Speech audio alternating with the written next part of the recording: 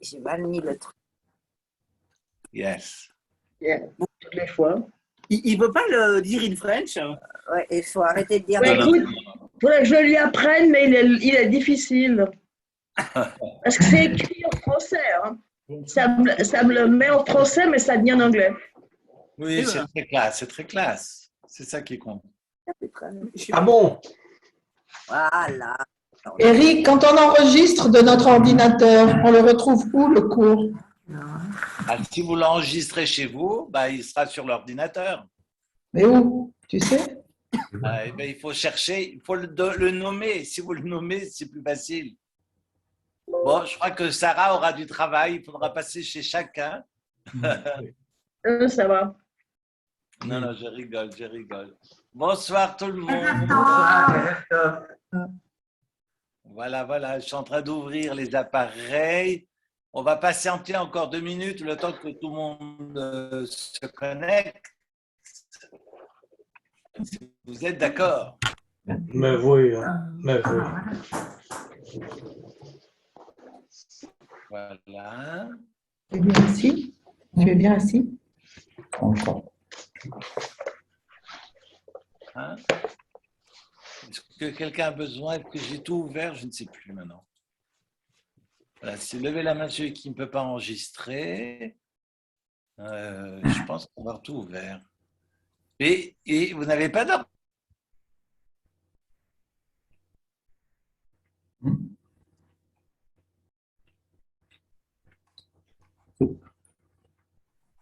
Alors, il y a un problème de connexion, il y a un problème de son. Aïe, connexion Internet est instable. Oui, en bas de ton écran, c'était en rouge. Ouais, là, vous me voyez ou pas? Oui. On te voit, mais la voix part de temps en temps. Ah. Alors, je vais peut-être éteindre mon téléphone parce que si j'ai plusieurs appareils qui cherchent en même temps, voilà. Ah ben, c'est mieux, maintenant c'est blanc. Ça va là? C'est blanc, oui. Bonjour madame. Là, normalement, ma connexion Internet, non, ma connexion Internet est bonne. Mais parfois, j'ai vos visages qui s'arrêtent de bouger. Ça fait peur. Oh. Pendant que je parle, faites comme ça. Non, non, je rigole. Ah, voilà. Maurice qui arrive. Voilà, il faut pas bouger, il faut faire ça pendant 1 heure. C'est qu'on est très impressionnés, on est figés. Que c'est pas juste. C'est l'étonnement. C'est pas Voilà, Internet. que c'est une auto. Non, non, non. C'est réellement un cours in vivo. Voilà. Donc, je pense qu'il me manque personne, mais on va patienter encore, si vous êtes d'accord. In vivo veritas. Veritas. Ça, c'est une autre question. Non, in vivo veritas. Ah, In vino veritas. oui, c'est ça. Ah, on a des arrivées. Erev Tov. Kodesh Tov. Bonjour aux Israéliens. Puis j'attends aussi les Italiens. Ah, Non. Est-ce que vous m'entendez ou le son est zarbi? On t'attend, on t'entend. Oui, on t'entend, oui. D'accord. c'est très tentant. C'est tentant. Juste Mais encore quand même, ouvrir, Eric, ça va voir pas si le très son- bien. Eric, ça va pas très bien parce que de temps en temps, en bas où il y a marqué ton nom, la petite échelle, elle est des fois rose. Bon, elle Oui. n'est plus rouge. Elle est rouge. Donc, il y a un problème. Mais vous pensez que c'est chez moi? Parce que j'ai la Wi-Fi qui est juste à côté là. Moi, c'est bon. Moi, C'est c'est bon ou impeccable. Excellent, et je suis à 3000 km et j'entends très bien. Alors peut-être que mon visage va s'arrêter, mais du moment que vous m'entendez, c'est tout ce qui compte. Quel? Ça vous va ou pas? Oui. Quel? Bon, alors s'il y a un problème, à part ça, s'il y a un problème de son, vous me dites. Hein? Bon, alors je vais accueillir Madame Sorani. ouvrir l'ordinateur, ouvrir son enregistreur. Si vous êtes d'accord, on va commencer. Alors, c'est donc la paracha Vaïra que j'aimerais partager avec vous ce soir. Chapitre 6, verset 2. Un verset d'ailleurs qui a fait couler beaucoup d'encre. Je ne voulais pas m'arrêter dessus, mais j'aimerais quand même partager avec vous 2-3 idées sur ce premier verset de la paracha que nous avons partagé ce Shabbat. Voilà. Bienvenue à tout le monde. Est-ce qu'on a perdu quelqu'un en chemin? Non, je crois que tout le monde est là, non? Sauf erreur. Non, je crois que tout le monde est là, donc on va pouvoir commencer. Si vous êtes d'accord, quelques mots sur ce premier verset, qui est assez bizarre d'ailleurs, parce qu'il exprime dans un premier temps la rigueur absolue et dans un deuxième temps la miséricorde qui est complémentaire à la rigueur. Et évidemment, il s'agit d'Akadosh Baruch Hu dans ce qu'il révèle, dans ce qu'il dévoile, et nous répondons à la mesure de ce qu'il nous révèle. Et vous avez dans ce verset, Vaïdaber Elohim El Moshe, Vayomer Elav Ani Hashem, finalement des expressions antinomiques, entre guillemets, à première vue. J'explique. Vous avez ce Vaïdaber, qui est l'expression la plus rigoureuse qui soit, et qu'on va associer. Vous me suivez? Oui. Vous m'entendez? Oui.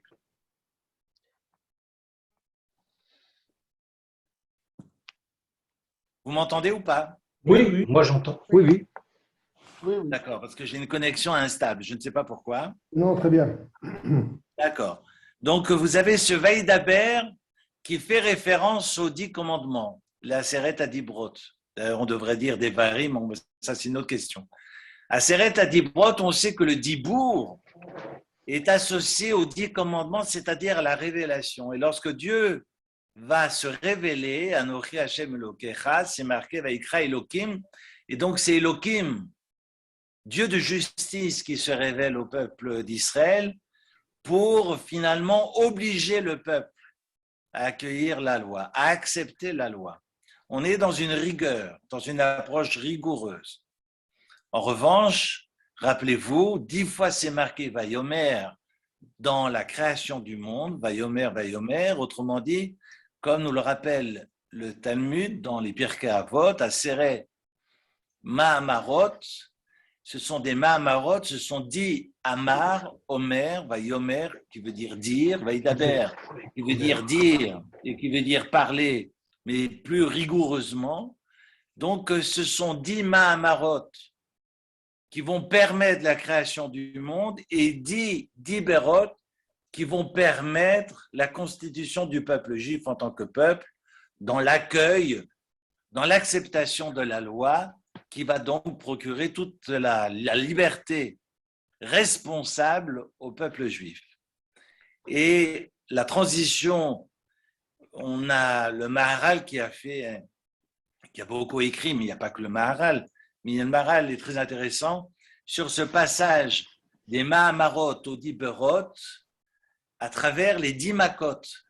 D'ailleurs, la Mishnah va nous le répéter dans les Pirkei Avot, ce sont 10 Mahamarot, 10 Makot et 10 Diberot.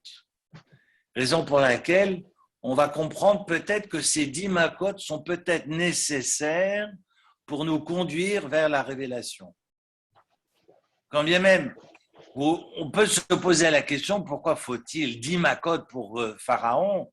Il suffit juste de reprendre un tremblement de terre comme nous l'avions vécu lors de la révélation. Je peux vous dire que si vous avez la terre qui tremble et que ça ne cesse de trembler et qu'on vous demande alors, vous laissez partir le peuple juif, oui, mais rien qu'il s'en aille. Je pense que le tremblement de terre que les bénis d'Israël ont vécu, plus tous les phénomènes qui étaient naturels et non pas extraordinaires, un mélange de phénomènes naturels qui a fait que l'événement était extraordinaire lors de la révélation. Mais on ne comprend pas pourquoi Pharaon a besoin d'autant d'effets, a besoin d'être autant impressionné pour libérer le peuple juif. C'est une question importante, parce qu'il aurait suffi, par exemple, de la 10e plaie, de la mort des premiers-nés. On sait que Bithia était une première-née que Pharaon lui-même, et donc, mais ils ont été épargnés, mais que le hurlement dans tout le pays d'Égypte, parce que dans chaque famille, il y avait plusieurs morts, parce que cet enfant est peut-être le premier-né pour mon mari, mais j'ai peut-être d'autres enfants qui sont les premiers-nés de d'autres hommes, raison pour laquelle dans toutes les familles, il y avait plusieurs décès. Donc, imaginez rien que cette maca, cette plaie aurait suffi pour convaincre et motiver le pharaon, le roi, de libérer le peuple. Pourquoi 10 macotes? On peut, et on va prendre le temps dans un moment pour y réfléchir. Et voyez donc le texte qui va nous dire, Vaïdaber Elohim el Moshe. On commence par cette notion de rigueur, de ce qu'on appelle le din. Et j'ouvre juste l'enregistrement de la personne qui vient d'arriver. Et ensuite, Yomer Elav, et là on est sur quelque chose, si j'ose dire, entre guillemets, plus léger. Yomer Elav ani Hashem. Et le bon Dieu lui dit, sache, Elohim qui a créé le monde, et Hashem, c'est le même. Je suis autant sous cet aspect, et je suis également dans la miséricorde. D'ailleurs, je conduis vers la miséricorde. Quand on pense à cette chambre, entre guillemets dans la chambre dans laquelle Moïse va étudier, on parle de Cheder, parce que Cheder, c'est les premières lettres de Chesed, qui est la vertu d'Abraham, Din, qui est la vertu de Isaac, et le Hémet, qui est la vertu de Yaakov, s'exprime à travers le Rachamim, et autrement dit à travers la miséricorde.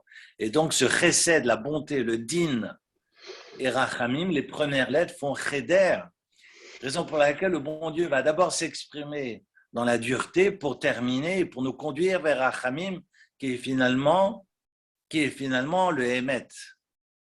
Et on ne peut pas s'arrêter dans le Din, on doit aller vers ce qu'on appelle le Rachamim. Je fais un raccourci, vous retrouvez toutes ces explications évidemment kabbalistiques, mais vous pouvez retrouver dans des textes en français de Rav Ashkenazi une belle explication autour de ces dimensions, autour de ces vertus incarnées par les patriarches.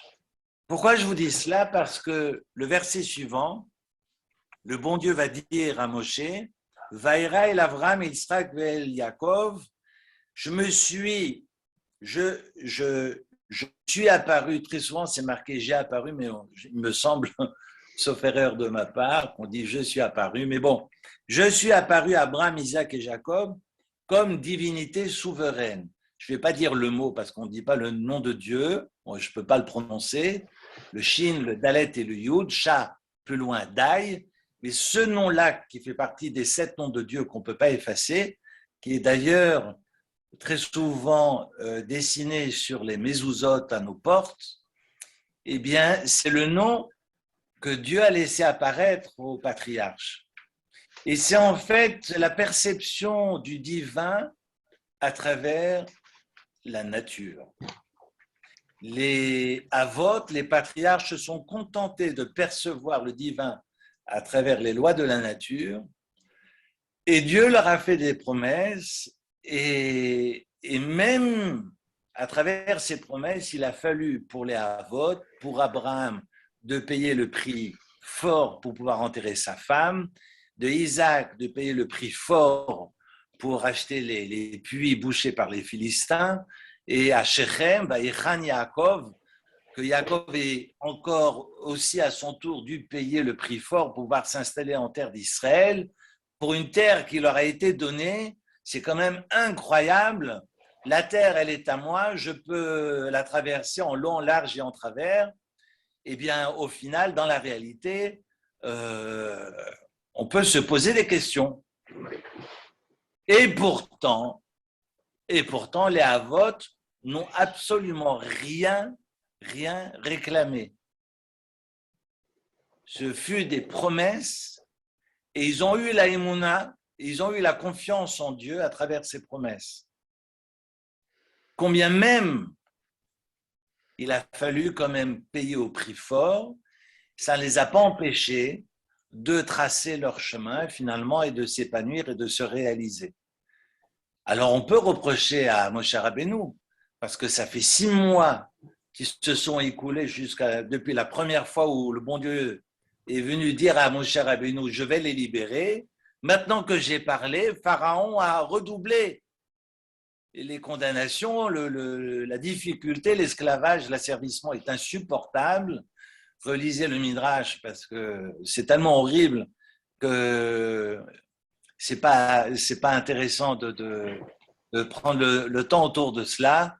Quand on emmure les enfants vivants, quand on les égorge pour que Pharaon puisse se baigner dans leur sang vu qu'il avait la lèpre, j'en passe, c'est des meilleurs, mais quand on sait, juste une parenthèse, et quand on sait qu'il a fallu plus de 70 ans après la Shoah, qui a duré 5 années, pour que nos parents et nous-mêmes nous fassions ce travail de validation finalement et que nous puissions retrouver des mots MOTS à poser sur ces mots MAUX, c'est dire que 5 ans, ce sont des années dévastatrices.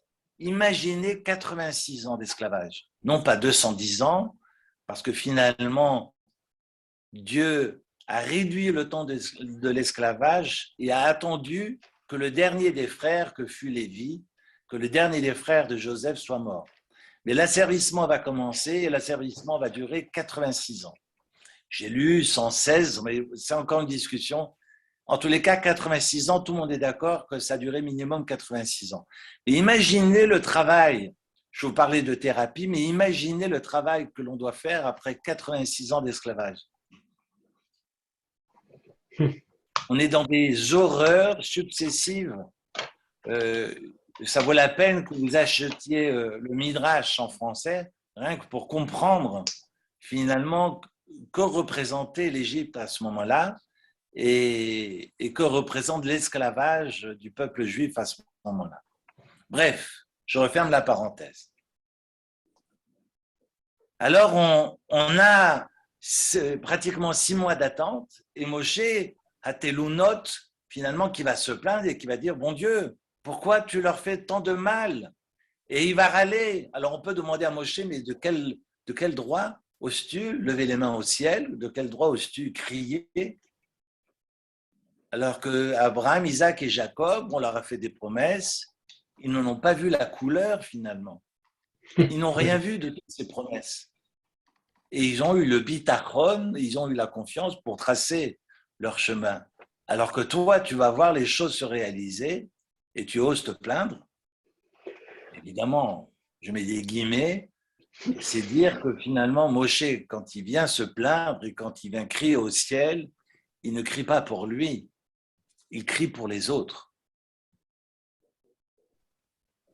Il ne crie pas pour lui, il crie pour les autres.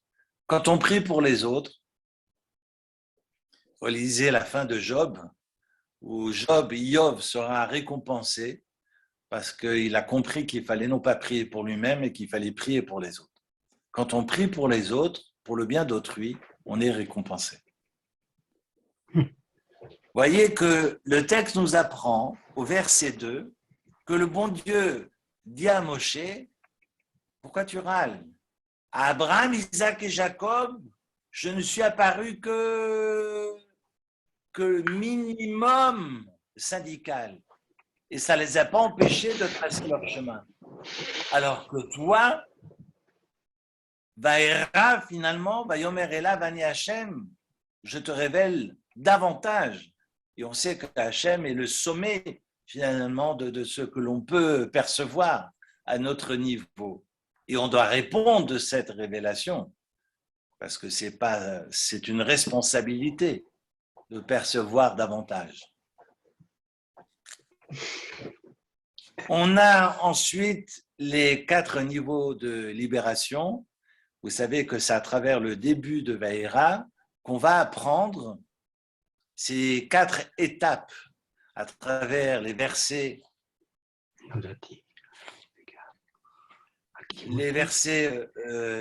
5, 6 et 7. Regardez bien. C'est marqué, la reine est morte. Regardez le verset 6, essentiellement. La reine est morte, les Bnei Israël. Raison pour laquelle je dirais aux enfants d'Israël, Ani Hachem, je suis l'Éternel. Votseti etrem, je vous ferai sortir de l'asservissement. Vitsalti esrem. Vitsalti, ça veut dire je vous délivrerai. Ensuite, vegalti etrem, je vous libérerai. Et pour finir, velakarti etrem lileam, et je vous prendrai pour peuple. Et ces quatre, alors ce sont quatre expressions, je ne sais pas comment c'est traduit dans le texte en français, j'ai une traduction sous mes yeux. Je veux vous soustraire, je veux vous délivrer, je vous affranchirai, et ensuite je vous adopterai pour peuple au début du verset 7. C'est important que vous ayez la traduction, mais c'est important aussi de comprendre les mots en hébreu, parce que ce sont ces quatre expressions que les sages vont retenir et que le Baal Haggadah de la Haggadah de Pessah va souligner et finalement nous imposer à travers le rituel, tout le rituel de Pessah, autour de ces quatre coupes de vin, de ces quatre enfants, de ces quatre questions, toute la symbolique qui va revenir finalement au fil de la soirée pascale. C'est intéressant et à la fois curieux de comprendre ces différents types de délivrance. Que veut dire sortir, et ensuite se délivrer, et ensuite s'affranchir? Est-ce qu'on ne pourrait pas d'abord s'affranchir avant de sortir?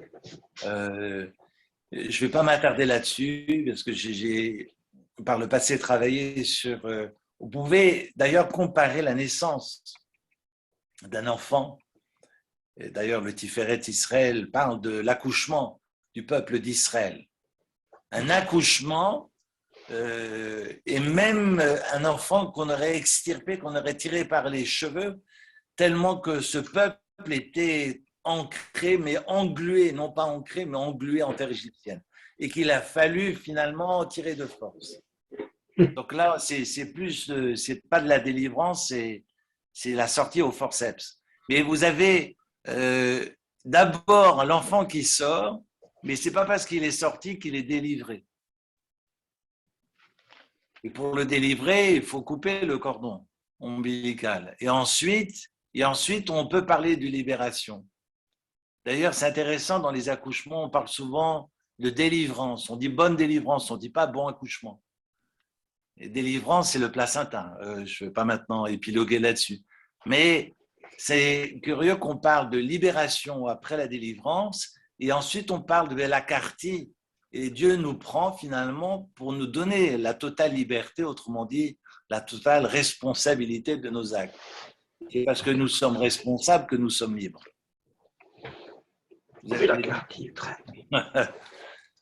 Je vais continuer avec un texte, avec deux textes, qui est d'abord le verset 13, 14 et la suite pratiquement jusqu'au verset 29, où on s'arrête, et c'est d'ailleurs très très frappant de voir tout ce récit généalogique, toute la généalogie de Moshe Rabbeinu. Parce qu'on a d'abord un récit chronologique où on nous parle de ces allers-retours entre Akadosh Baruch Hu, plutôt entre Moshe Rabbeinu et Akadosh Baruch Hu, et le bon Dieu, et on ne comprend pas que ce récit chronologique soit interrompu brusquement par la généalogie de Moïse. Et que vient faire cette généalogie au beau milieu du texte? Et on sait, on a déjà vu au début de Shemot, il me semble que c'était le chapitre 2, comment est né Moïse et qui était son père. Regardez le chapitre 2. Or, il y avait un homme de la famille de Lévi qui avait épousé une fille de Lévi, cette femme conçue, etc., et enfanta un fils. Ça, on le sait au début du chapitre 2. Et là, au beau milieu de cette chronologie, on est évidemment on est évidemment impatient de connaître la suite de l'histoire, et brusquement tout s'arrête, on nous dit « Ah, stop, vous savez qui est Moïse ?» et on vous refait toute la mishpochologie, toute la généalogie, en vous disant que finalement, et on s'arrête, on ne raconte pas toute la généalogie des enfants de Jacob, on s'arrête à Lévi. Pourquoi Lévi? Parce que c'est l'ancêtre de Moïse. Donc on vous parle de Réhouven, on vous parle de Shimon, et on le savait déjà. On le savait déjà dans la paracha précédente, comme on le savait déjà d'ailleurs à la fin de Vaïchi, parce qu'à la fin de la Genèse, on énumère toutes les descendances. Alors qu'a-t-on besoin de revenir dessus? Et là, on s'arrête, regardez le verset 20, un verset 20 incroyable, où on nous rappelle que Amram, qui est donc le petit-fils de Lévi, Amram va prendre Yocheved, qui est sa tante, pour épouse. Va-t-elle edlo et Aaron, et Moshe u'shnei Amram, sheva u'shloshim u'me'at shana, qui va donc donner et enfanter, outre Myriam, Aaron et Moïse, et de rappeler encore que la vie d'Amram, Shnei Chai Amram, Sheva u'shloshim u'me'at shana, fut de 137 ans. Incroyable. Pourquoi a-t-on besoin de nous rappeler cela à ce moment-là? Les maîtres vont expliquer que c'est là toute la grandeur de Moshe et de Aaron. Parce qu'il faut rappeler d'où ils viennent. Comme la Gemara, d'ailleurs, le Talmud va nous dire, si le kavod te monte au nez, si ton ego gonfle, rappelle-toi que tu as une boîte de vermine accrochée à ton dos. C'est quoi cette boîte de vermine? Parce qu'on sait que, évidemment, ce mariage entre neveu et tante, après la révélation, a été interdit. Mais là, il y a eu ce mariage entre Amram et Yocheved, et quand bien même ce mariage est interdit, Moshe est devenu Moshe, et Aaron est devenu Aaron, et Myriam est devenue Myriam. Parce que ce qui prévaut finalement dans le Ham Israël, autour des dirigeants, ce n'est pas l'aristocratie, mais c'est la méritocratie. Je suis à cette place parce que je le mérite, pas parce que j'ai hérité de cette place, pas parce que j'ai hérité du trône de mon père, parce que mon père était roi, donc je suis automatiquement prince et je dois automatiquement m'asseoir sur le trône après lui. Non, j'inspire le respect.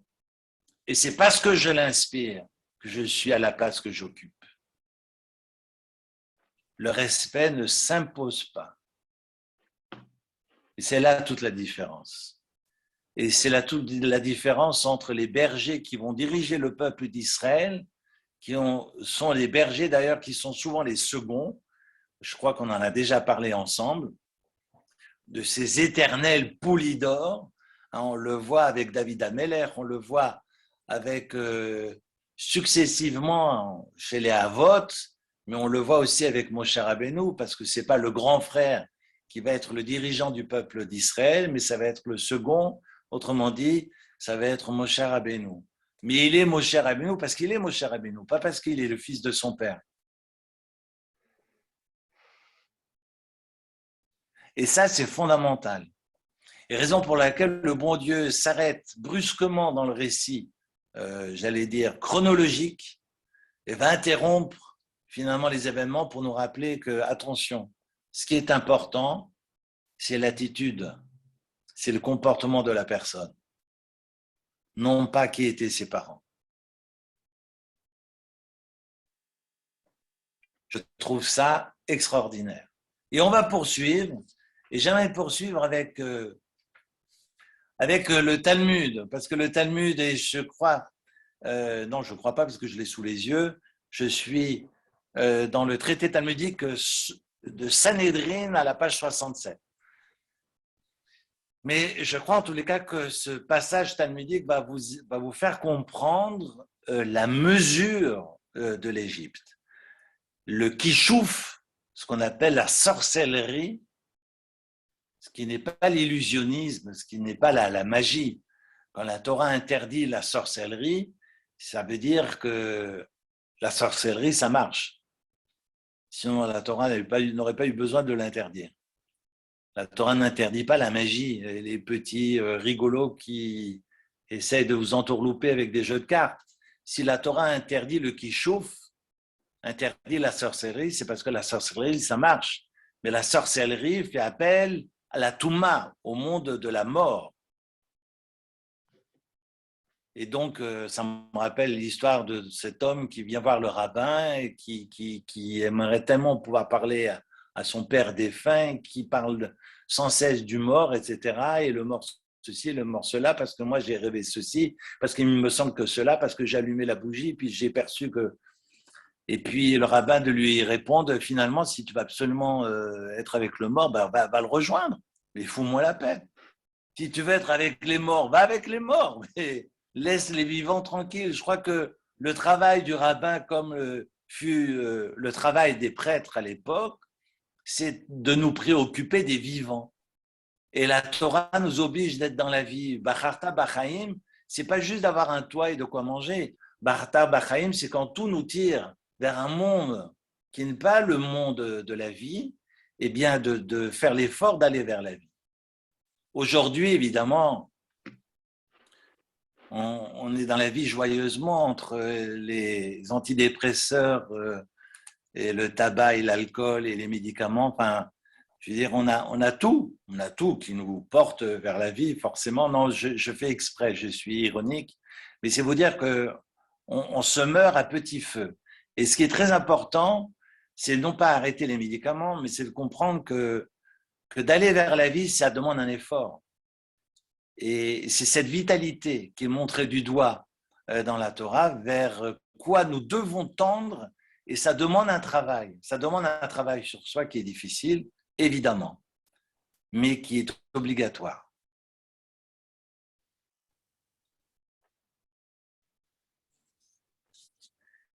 Alors, je vous parle du kishouf, parce que la Gemara nous dira qu'il y a 10 cabines, il y a 10 mesures de sorcellerie, de avodah zara et de sorcellerie qui ont été mises dans le monde, et 9 mesures ont été données à l'Égypte et une pour le reste du monde.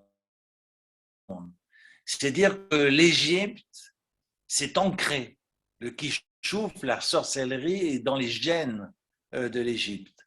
Je parle de l'Égypte antique, je ne connais pas l'Égypte d'aujourd'hui, mais c'est important de comprendre que lorsque vous avez un pharaon qui accueille Moïse et Aaron, où Aaron jette son bâton et se transforme en serpent, évidemment, quand on apprend ça, quand on est gamin, on est évidemment surpris, mais Pharaon rigole. Sa femme qui est en train d'éplucher les carottes, il l'appelle, il dit « Chérie, viens 2 secondes et montre ce que tu es capable de faire. » Et ce n'est pas un serpent, elle a jeté son éplucheur et c'est devenu un anaconda. Imaginez, je veux dire, mais on apprend ça, on n'a pas besoin d'aller chez Harry Potter. Tout le monde sait faire des serpents.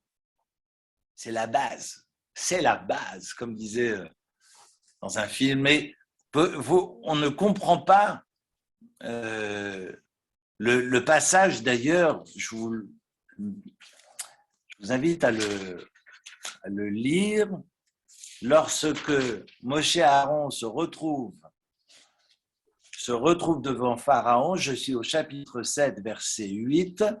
L'Éternel demande à Moïse et à Aaron en ces termes, lorsque Pharaon vous dira « Produisez une preuve de votre mission », tu diras à Aaron « Prends ta verge » ou plutôt « Prends ton bâton », j'aime pas les traductions d'aujourd'hui, et sont plus ad hoc. « Prends ton bâton et jette-la devant Pharaon qu'elle devienne serpent. » Qu'il devient serpent, parlant du bâton. Et Moïse et Aaron se rendirent chez Pharaon, firent exactement comme l'avait prescrit le bon Dieu. Aaron jeta son bâton en présence de Pharaon et de ses serviteurs, et le bâton devint serpent. Pharaon, de son côté, manda les experts et les magiciens. Vous rigolez, j'espère. Pas besoin d'aller chez Harry Potter. Allez. Et les devins de l'Égypte en firent autant par leur prestige. Le Midrash nous dira qu'il a même appelé les enfants, et que les enfants, chacun s'est amusé à faire son serpent. Ça grouillait de serpents sur le sol du palais, et jetèrent chacun leur bâton, se transformèrent en serpents, mais, et regarde ce qui est intéressant, c'est pas le serpent de Aaron qui va engloutir les serpents des Khartoumim, mais c'est le bâton de Aaron. Regardez le texte, Vaishlechu Ishmateu, et ensuite c'est marqué Vayivla Mate Aaron et Matotam au verset 12. Vayivla Mate Aaron et Matotam, finalement, ce n'est pas le serpent de Aaron qui va les avaler, c'est le bâton. Et là, c'est intéressant. Là, ça commence à devenir intéressant. C'est le bâton qui va engloutir les leurs. Le cœur de Pharaon persista et ne leur céda point, ainsi que l'avait prédit le bon Dieu. Évidemment, tout le monde posera la question, mais alors pourquoi tu endurcis si c'est pour le punir après? Relisez tous les textes. Je vous invite essentiellement, parce que je sais que l'Ora Chaim est traduit en français dans certains Mikrot Gedolot, l'Ora Chaim Akadosh, qui expliquera que la notion de libre arbitre est tellement fondamentale qu'il incombe que Pharaon puisse décider de son propre chef et soit acteur de cette libération, et non pas sous le joug, ou plutôt sous l'impression extraordinaire de toutes ces macotes. Évidemment, si je suis subjugué par ce que je vois, je cède facilement. Et le bon Dieu va endurcir le cœur de Pharaon pour que Pharaon soit totalement acteur de sa décision. Alors ça, c'est l'explication d'Ora Chaim. Il y a beaucoup d'explications. Et je reviens à ma première question mentionnée tout à l'heure. Comment se fait-il qu'on ait besoin d'autant de macotes? Le Maharal de Prague expliquera les correspondances entre chaque Makkah de chaque création, de chaque Mahamar. Que ce Mahamar, cette création dans la Genèse, correspond à cette Makkah. C'est toute une étude. Et ça, c'est plus intéressant de le faire de visu et non pas via le Zoom. Par contre, j'aimerais m'arrêter sur un commentaire de Abrabanel. Abrabanel va scinder toutes les macotes, toutes ces plaies en 3 catégories. Et on peut comprendre pourquoi ces macotes, toutes ces macotes, et précisément ces macotes-là, sont nécessaires. 3 catégories. Les 3 premières, pour prouver finalement que Dieu existe, à ceux qui ne croient pas que Dieu existe. Ensuite, et là on peut comprendre que finalement c'est le Nil, parce que le Nil c'est Dieu, et c'est le Nil qui est atteint. Ensuite, les premières macotes, c'est par rapport donc à ce qu'on appelle à l'existence de Dieu. J'ai les mots en hébreu, je les traduis directement, à l'existence de Dieu. Ensuite, les macotes, les plaies suivantes, c'est pour prouver que Dieu agit sur terre. Et vous allez comprendre avec 2-3 exemples. Et ensuite, pour finir, les dernières macotes, c'est pour expliquer que Dieu peut aussi agir sur les lois qu'il a fixées, parce que Dieu va régir des lois dans la nature. La nuit, le jour, la pluie, ça mouille, le soleil, ça chauffe. Bref, il y a des lois qui sont des lois implacables, mais en tous les cas binaires. Mais ces lois-là, ce n'est pas parce qu'il les a gravées dans le roc que ces lois ne peuvent pas changer. On le voit avec la mer Rouge qui s'ouvre, donc ce n'est pas parce que, d'ailleurs, la mer va pas vouloir s'ouvrir. Ça va être une discussion entre Moshe Rabbeinu et la mer. Ah non, le bon Dieu nous a demandé d'être comme ça et ne pas commencer à faire les zinzins. C'est pas parce que tu lèves ton bâton qu'on va s'ouvrir. Donc c'est intéressant d'ailleurs cette discussion dans le Midrash. Il y a des lois qui régissent la nature et Dieu peut changer ces lois. Et on a une partie du peuple égyptien qui pense que quand c'est posé ad vitam aeternam. Et donc, Abrabanel fait un travail magistral de catégoriser ces macotes. Ça mérite d'ailleurs d'y réfléchir toute la soirée pascale. C'est tellement important, d'ailleurs, je vous dis ça entre parenthèses, mais c'est tellement important de faire en sorte que la soirée pascale, que le Seder soit tout sauf mièvre. Parce que la soirée pascale, c'est pas juste réciter des textes et manger du gefilte fish. C'est vraiment très important de sortir de tout ce qui peut être, pardonnez-moi, mièvre, et de favoriser la discussion et la réflexion toute la soirée. Le Seder n'a de sens qu'à travers cela, sinon, je veux dire, la tablée, surtout que la table familiale est au milieu du Hallel. C'est dire combien la tablée et ce que l'on va manger est sacré, parce qu'on interrompt le Hallel pour pouvoir manger. Donc la soirée pascale, ce n'est pas d'avoir un dessert au chocolat. La soirée pascale, c'est de réfléchir, entre autres, sur ces macotes et leur sens. Je referme la parenthèse. J'ai quelques coups de gueule, mais bon, c'est juste pour... c'est pour moi, dans un premier temps. Et de ce que j'essaie de partager avec mes enfants, c'est évidemment que ça fasse sens et qu'on n'est pas seulement là pour manger. Bref, donc Abramadel fait ce classement des macotes et ça vaut la peine de prendre le temps et de réfléchir pourquoi Dam, Tzfardea et Kinim, ce sont des macotes qui permettent de comprendre l'existence de Dieu sur terre.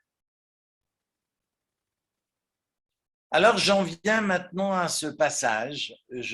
J'ouvre mon texte du Talmud, Sanhédrin, page 67, où on nous raconte des histoires. On en raconte plein, mais je vais vous en raconter deux.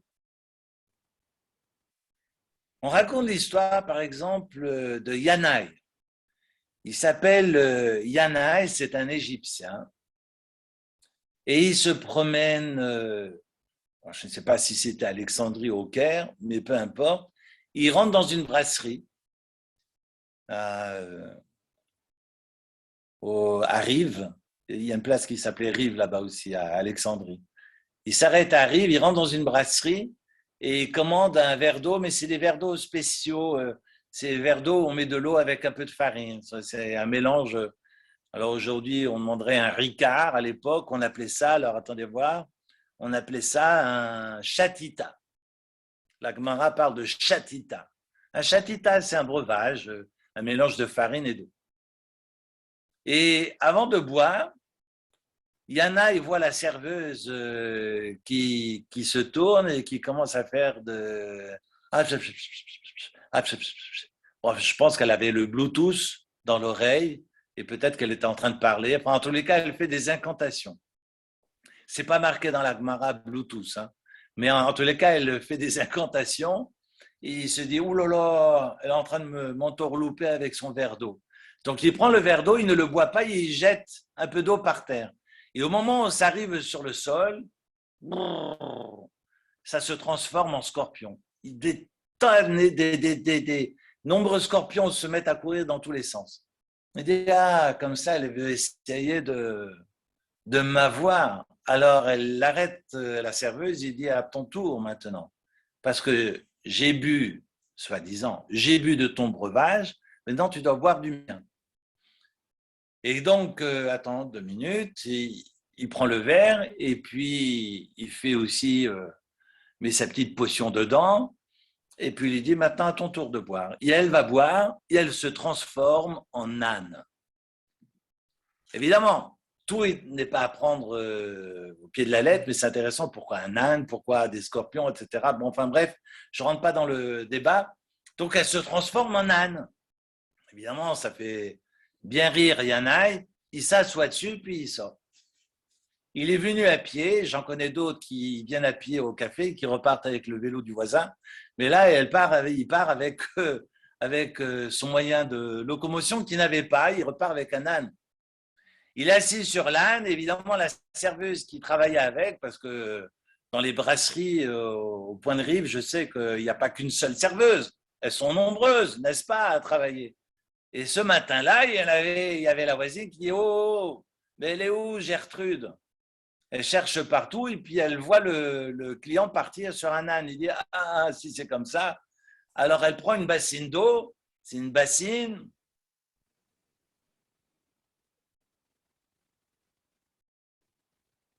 C'est une bassine. Enfin bref, elle part, non, la Gemara ne précise pas, mais en tous les cas, elle part avec de l'eau et elle se met au milieu du chemin, au moment où Yana arrive avec son âne. Et il dit à Yana, un instant, tu ne vas pas partir comme ça, il faut qu'elle puisse boire. Enfin, il faut que le chamor, il faut que cet âne puisse s'abreuver, il faut avec le soleil et la chaleur qu'il fait, l'âne se met à boire et pouf, eh bien, madame revient. Et la Gemara s'arrête. Alors, imaginez, les chachamim, nos sages avaient beaucoup d'humour. Le texte nous dit des rachiv et kaïd et iteta beshuka.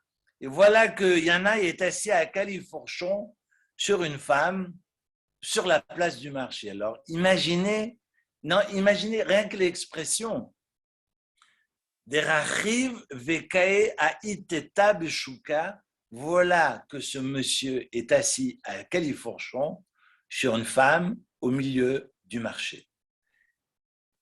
Ça, c'est un exemple. Vous allez me dire, waouh, ils sont forts. Vous remarquerez qu'on parle d'eau, E-A-U-X, et que c'est cette eau qui permet à l'un de revenir madame. Bon, d'accord, initiale. Originelle. Et deuxième exemple, c'est l'histoire de Zéhiri. Zéhiri, apparemment, est un homme connu, nous raconte la Gemara. Et Zéhiri arrive à Alexandrie et puis il va acheter un âne. Et il achète un âne parce que, évidemment, c'est lourd à porter. Il avait sans doute des valises. Il voulait rejoindre Cornavin, mais bon, avec la valise qu'il avait, il est passé par Alexandrie chercher un âne. Et vu que Cornavin annule ses avions, donc il a préféré passer par Alexandrie. Bref, non, sans semer et jeter la pierre. Donc il arrive à Alexandrie, il prend son âne et puis il voit que l'âne a soif, donc il va au ruisseau. Et boum patatras, l'âne se transforme en planche de bois. Il dit, mais c'est un scandale. Moi, j'ai acheté un âne, je n'ai pas acheté une table. Ah bon, ça n'a pas la même utilité parce que la table, vous pouvez vous asseoir à califourchon, mais elle n'avancera pas aussi vite. Vous savez la différence entre un écureuil et une brosse à dents? Il n'y a pas de différence. Si vous les mettez tous les deux en bas d'un arbre, celui qui monte, c'est l'écureuil. Non, enfin bref, c'est une blague idiote que je racontais quand j'étais gosse. Mais vous dire que il a acheté un âne et puis il se retrouve avec une planche. Donc, il va voir le vendeur en Égypte et il lui dit « Oh, mais qu'est-ce que ça veut dire? Qu'est-ce que tu m'as vendu? Je vais être remboursé. » Il va être remboursé, évidemment, par les vendeurs. Alors, les vendeurs lui disent « Lave Zéhiri, si tu n'avais pas été Zéhiri, parce que Zéhiri est apparemment connu. Hein. Zéhiri était un homme célèbre. Alors, je ne sais pas s'il était acteur ou grand commerçant. En tous les cas, il lui dit « Si tu n'avais pas été Zéhiri, le grand Zéhiri que nous connaissons, nous ne t'aurions pas remboursé l'âne que tu as acheté. Mais la prochaine fois, quand tu dois savoir que quand on achète à Alexandrie, on vérifie. Et on vérifie où ça? Alors c'est intéressant, velo badikle amaya. C'est-à-dire que si on vérifie, on doit systématiquement vérifier ce qu'on achète au bord de l'eau. Pourquoi? Pourquoi l'eau? Parce que dans l'eau, nous enseigne la Gemara, pas ici dans Sanhédrin, mais dans l'eau, on l'apprend aussi à travers les prophètes, tout ce qui est maléfique disparaît au contact de l'eau. La sorcellerie n'a pas de force dans l'eau. C'est pour ça qu'on parle de purification de l'eau. C'est pour ça qu'on parle de purification des eaux du mikvé. L'eau a ce pouvoir-là de purifier. Raison pour laquelle la sorcellerie n'a pas de contact, n'a pas de possibilité d'agir sur l'eau. Et donc, les vendeurs, c'est intéressant sur Zéhiri, les vendeurs vont dire à Zéhiri, mais si tu avais su, si tu achetais une Tesla à Alexandrie, ben la Tesla, il faut aller la vérifier dans la flotte. Ça ne sert à rien d'aller faire le malin, parce que si ça se trouve, ce n'est pas une Tesla. Tu as acheté un cafard. Mais donc, il faut vérifier, il faut toujours vérifier sa thèse-là au bord du Nil. Alors voilà, ça c'est une Gemara qui est intéressante. Et je pense, je me suis arrêté sur ce texte pour l'avoir entendu de Rav Rosenblum ce vendredi, parce qu'il est important de comprendre. Il faut toujours, Beshem Umro, dire d'où on l'a appris. Bon, j'ai repris le texte et j'ai retravaillé dans le texte ce Shabbat, mais c'est important de comprendre que représente l'Égypte. Donc, vous pouvez vous imaginer que quand on vient frapper l'eau, d'ailleurs, ce n'est pas Moshe Rabbeinu qui va frapper, le bon Dieu va dire, tu donnes le bâton à Aaron. Vous savez que c'est Aaron qui va tendre la main et frapper le Nil, parce que le Nil a sauvé Moïse quand il fut bébé. Et il doit être reconnaissant. Quand on sait qu'il faut être reconnaissant du Nil, à plus forte raison qu'il faut être reconnaissant vis-à-vis des êtres humains qui nous entourent. Quelqu'un qui nous fait du bien, si on ne lui dit pas merci, c'est comme si on l'avait volé. Et on voit Moshe Rabbeinu qui ne touche pas au Nil, parce que le Nil l'a sauvé quand il fut bébé. Moshe Rabbeinu ne touche pas à la terre, il ne frappe pas la terre pour l'époux, il donne son bâton à son frère, parce que la terre l'a sauvé, parce que la terre s'est ouverte et a enseveli l'Égyptien qui l'avait frappé. Vous vous rendez compte de la notion de reconnaissance vis-à-vis de la nature, aussi fondamentale, alors qu'on est dans le récit finalement des Makot, et le bon Dieu lui dit « Stop, donne le bâton à Aaron, ce n'est pas toi qui frappes. » Alors, je reviens à Dam. Le Midrash vient nous dire d'ailleurs que le sang, toutes les eaux d'Égypte ont été transformées en sang pendant 7 jours. On sait que toutes les Makot ont duré 6 mois. Une discussion, est-ce que c'est 3 semaines d'avertissement et 1 semaine de Maka ou l'inverse? La majorité des commentaires diront c'est 3 semaines d'avertissement et 1 semaine de Maka, de plaie. Mais attention, je précise, c'est 2 premières Makot avec avertissement, 3e Maka sans avertissement. 2, donc la 4e et 5e avec avertissement, et la 6e sans avertissement. Et ensuite, la 7 et la 8 avec avertissement, et la 9e sans avertissement. La 10e,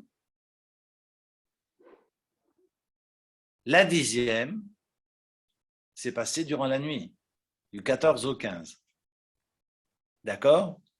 Donc, il n'y a ni avertissement, c'est arrivé, point barre.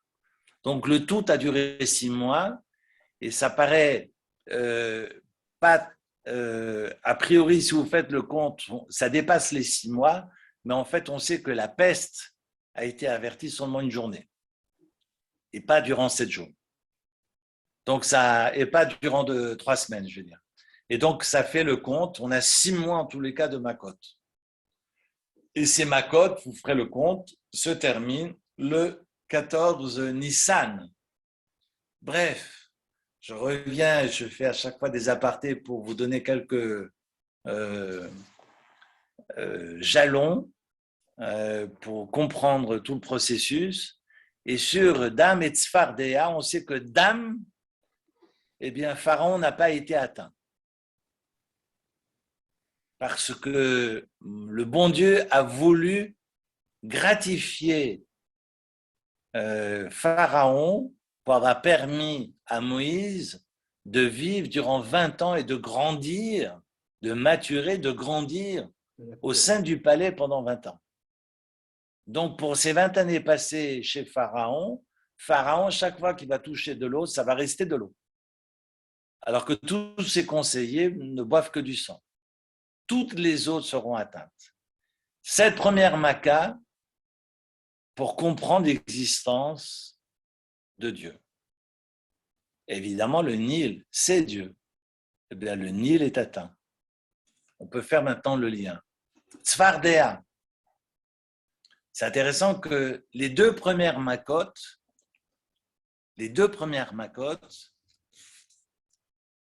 ont pu être aussi réalisées par les Chartoumim.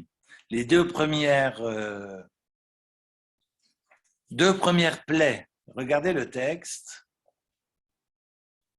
Au début du chapitre 8, Vayomer Hashem el Moshe Amar Emor el Aaron ete yadecha bematecha. Donc, tu diras à Aaron de diriger sa main avec son bâton sur les fleuves, sur les canaux, sur les lacs, et susciter les grenouilles sur toute la terre égyptienne. D'accord? C'est marqué Bayet Aharon. Alors j'aime bien, c'est très important de lire le texte. Parce que Bayet Aharon et Yado al Meme Mitzraim, Vatal Atzfar Dea Vatecha Seteretz Mitzraim. Là, c'est juste une grenouille. C'est une grenouille immense. Parce que c'est Tzfar Dea au singulier. Donc une grenouille qui est sortie du Nil et qui a recouvert toute l'Égypte. À ce moment-là, au verset 4, regardez bien, au verset 3, pardon, on a vu que finalement les Khartoumim, c'est-à-dire les sorciers, ont pu aussi à leur niveau, à leur mesure, créer des grenouilles. Après toutes les histoires que je vous ai racontées dans le Talmud, on comprend très bien que les Égyptiens sont en mesure d'en faire autant. Donc, ils vont créer des tzfardim, et ces tzfardim ne vont pas recouvrir toute la terre égyptienne, comme c'est marqué dans le verset 2, avec Aaron, c'est marqué Vatechas et Eretz, où finalement, la grenouille ou les grenouilles vont envahir tout le pays. C'est marqué Vayalou et Tzfardim al Eretz Mitzrayim. Que les grenouilles que vont réaliser, que vont créer les Khartoumim, les sorciers, ne vont que sur Eretz Mitzrayim. Ne seront pas dans l'eau, mais seront seulement sur l'autoroute entre Genève et Lausanne. Mais ne s'approchent pas du lac. Regardez, c'est marqué Al Eretz Mitzrayim. Pourquoi? Parce que si elles sont au contact de l'eau, elles disparaissent. Bon sang, mais c'est bien sûr. Et ça, je l'ai compris qu'après avoir lu le texte du Talmud. Regardez le verset 3, évidemment les traductions sont toujours très mauvaises, comme d'habitude. Donc les sorciers, les devins vont susciter des grenouilles sur le pays d'Égypte. Et c'est marqué sur, donc c'est seulement sur le Kvish Shesh, comme dit Rav Rosenblum. C'est seulement sur la terre sèche et sur l'autoroute numéro 6 qui mène Jérusalem à Safed. Parce que si c'est le bord de mer, ces grenouilles disparaissent au contact de l'eau. Et quand Pharaon va pleurer sa mère, comme on dit aujourd'hui, qu'est-ce qui va se passer? Moïse dit, ok, regardez le texte, c'est très important. Pharaon, verset 4, va pleurer. Je vais renvoyer le peuple, ils vont pouvoir donc faire des sacrifices au bon Dieu. Alors Moïse va répondre à Pharaon, ok, je prends cet avantage sur moi. Les Hitpaer alay, les matai attir les chats. Et donc, je vais pouvoir prier pour toi. Et tu vas me dire, quand est-ce que je vais retirer ces grenouilles de chez toi et de tes demeures pour qu'elles aillent seulement dans le fleuve?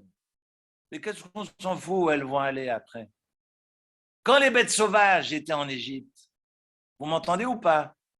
Parce que j'ai le niveau... Quand les bêtes sauvages ont envahi l'Égypte, est-ce qu'on s'est soucié de savoir où allait l'hippopotame après? L'hippopotame, dégage. Retourne de là où tu viens. Est-ce que je me suis soucié de savoir si l'hippopotame il retournait dans le lac ou sur le Salève ou dans le bois de Vessie? Ben non.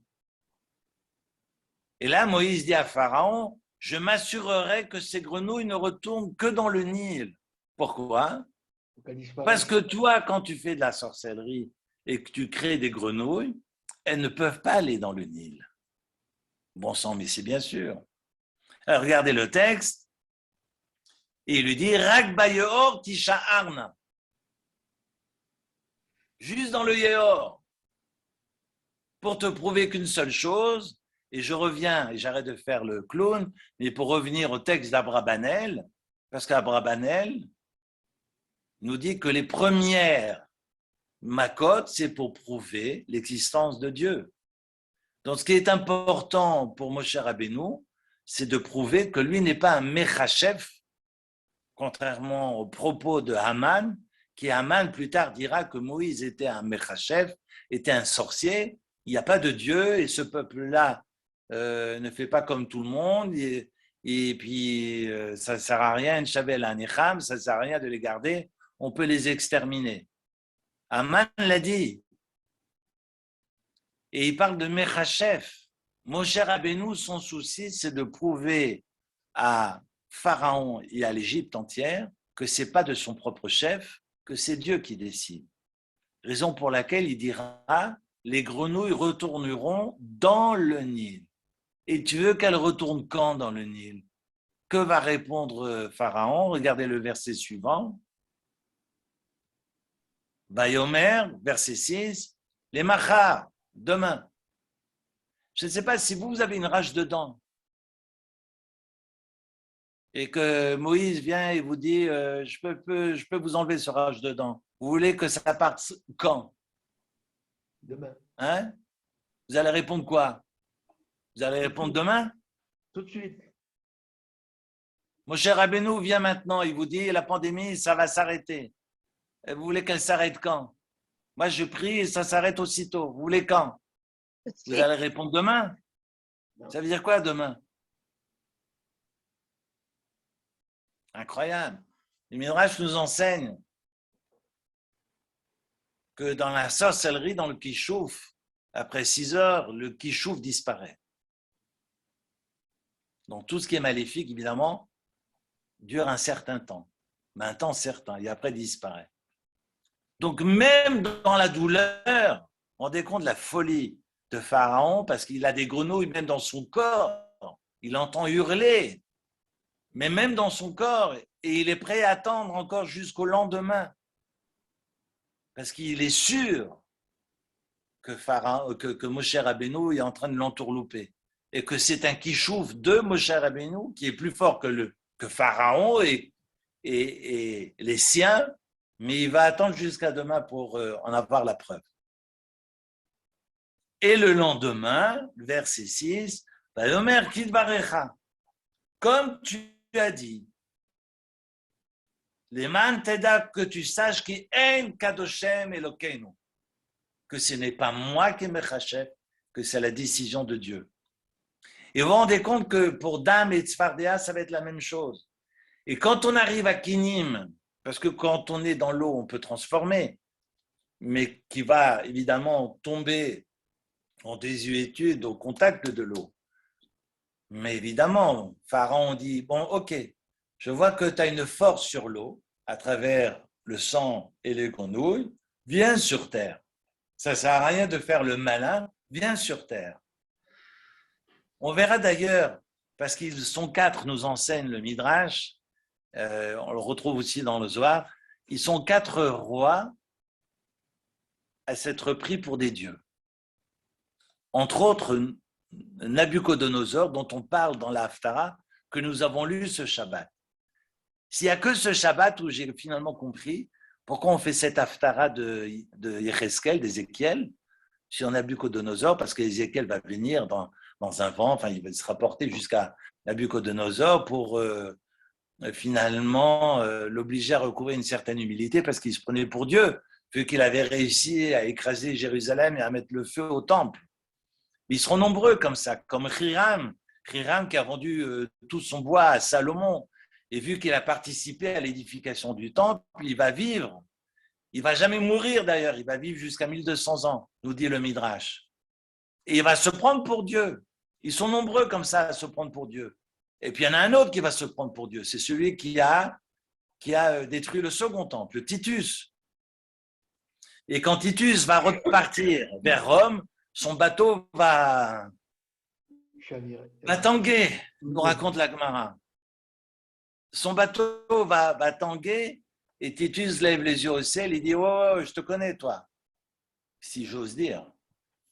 Je te connais, bon Dieu, Parce que sur l'eau, tu as tous les pouvoirs du monde. Et non, mais viens sur la terre ferme. Montre-moi ce que tu es capable de faire, si j'ose dire, permettez-moi. Mais ce sont les mots de Titus. Viens sur la terre ferme. Parce que là, tu m'éprouves sur l'eau, mais on sait que sur l'eau, tu as un pouvoir. Je me souviens de ce qu'on m'a raconté mes ancêtres, mes aïeux, sur les Makotes, sur les plaies d'Égypte. Mais viens sur la terre. Et quand Titus, alors évidemment, la mer va se calmer, Titus va arriver, je ne sais pas s'il arrive à Bari ou s'il arrive à Rome directement, il y a un moustique qui va rentrer dans son nez, nous raconte la Gemara, et va s'installer dans sa tête et va frapper. Et ça va durer 7 ans.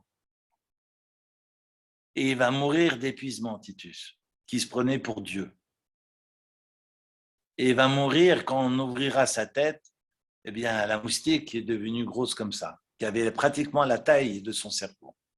C'est ce que c'est rapporté par le Midrash en tous les cas, le Midrash Rabbah. Et j'ai pu comprendre l'importance des premières plaies vis-à-vis de Pharaon, qui ne comprend pas cette existence de Dieu, et le combat de Moshe Rabbeinu pour convaincre Pharaon que ces makotes ne viennent pas de lui, mais viennent de Dieu. Raison pour laquelle, lorsqu'on va finalement regagner la terre ferme, une poussière va s'élever, va émaner de la terre, va se transformer en poux et va atteindre les Égyptiens. Ah, vous voulez plus que ce soit l'eau qui vous le prouve, eh bien je veux vous le prouver sur la terre ferme. Et c'est ce qui va se passer avec cette troisième plaie. Et là, les Khartoumim, les sorciers, ne peuvent rien faire. Et que vont-ils dire? Etzba Elokimi. Ils ne vont pas dire c'est la main de Dieu, ils vont dire c'est le doigt de Dieu. Ils sont prêts à reconnaître le bon Dieu, mais il ne faut pas pousser mémé dans les orties. Oh, on y va progressivement. C'est une expression alsacienne, hein, je m'excuse. Mais on y va progressivement.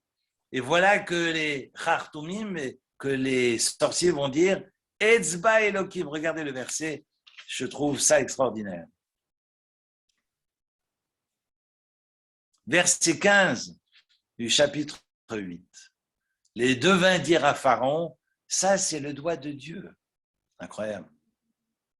Ça c'est le doigt de Dieu.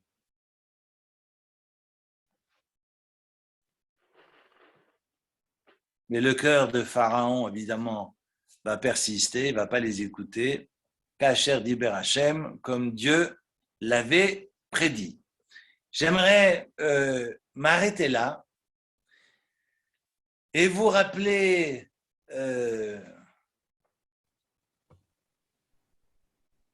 qu'à travers ce que nous vivons aujourd'hui, c'est le texte que je vous ai envoyé à travers le Shabbat Shalom, et je remercie d'ailleurs la communauté qui maintenant transforme le Shabbat Shalom, le texte que je renvoie sous un format PDF que je peux partager avec tout le monde. Si vous voulez que je le partage avec vous, demandez-le moi. Je l'ai mis sur le groupe Bet Yaakov, vous l'avez sur les différents groupes. Je ne sais pas si je l'ai partagé ici dans le groupe Zoom, mais je peux le faire si vous avez envie de le lire.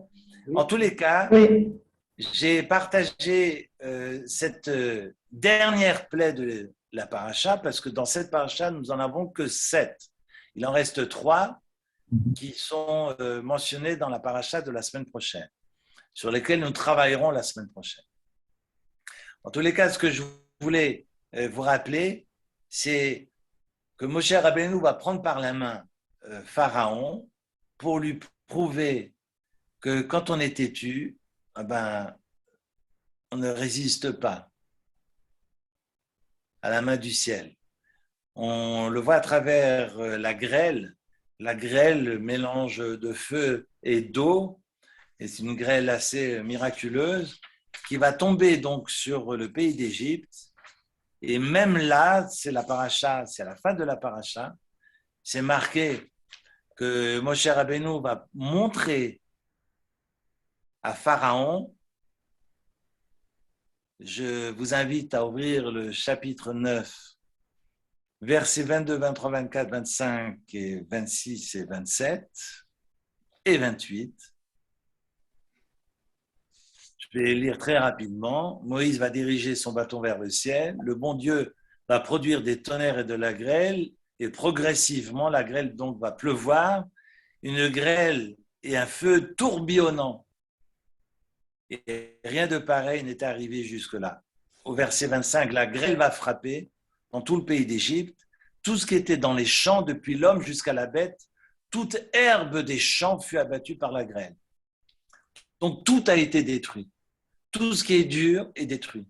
Quand on est têtu, eh bien, on ne résiste pas.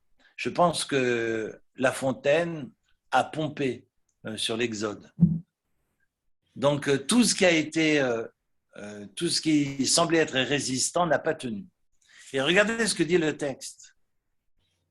Ensuite, juste avant le maftir, au verset 30, « Mais toi et tes serviteurs,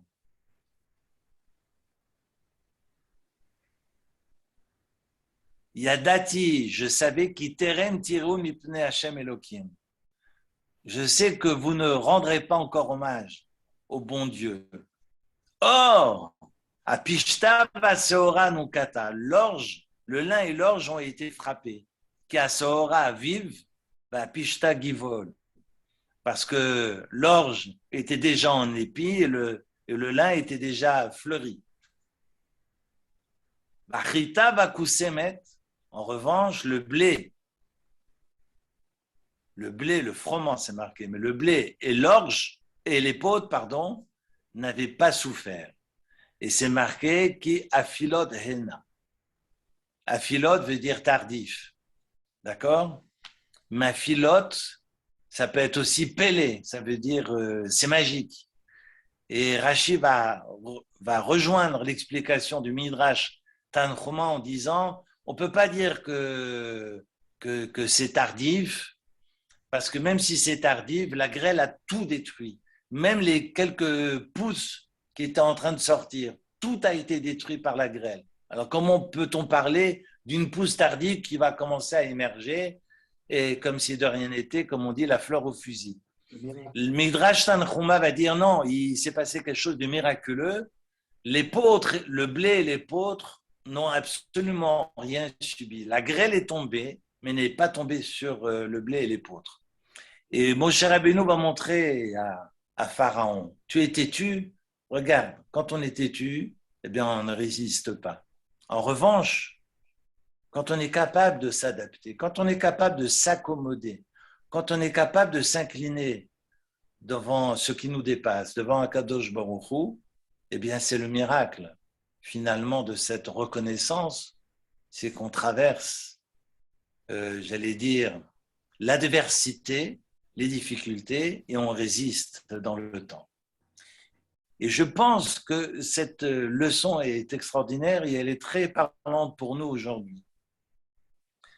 Parce qu'on a beaucoup de têtus et nous avons d'ailleurs 2 scientifiques qui ont disparu, j'ai appris ça là tout à l'heure, dans les infos, sur France Info, sur les frères qui étaient à la télé. Mais quand on est anti-vax, c'est quand on est têtu et qu'on ne veut absolument rien savoir et ne pas comprendre et vouloir être rebelle pour se donner, j'allais dire, un nom, il faut faire très attention. Parce que le bon Dieu, si le bon Dieu a permis à des laboratoires, alors je fais abstraction de tout l'aspect mercantile, mais si le bon Dieu nous donne la possibilité de nous soigner et on ne le fait pas, eh bien c'est contraire à l'esprit de la Torah. Et je le dis et je signe. C'est très important. Tu as tout à fait raison. C'est très important d'insister là-dessus. Et la Torah nous dit, ce qui a voulu être, ce qui semblait être dur comme de la pierre, finalement n'a pas tenu. En revanche, Pishta, c'est pas moi qui le dis, hein.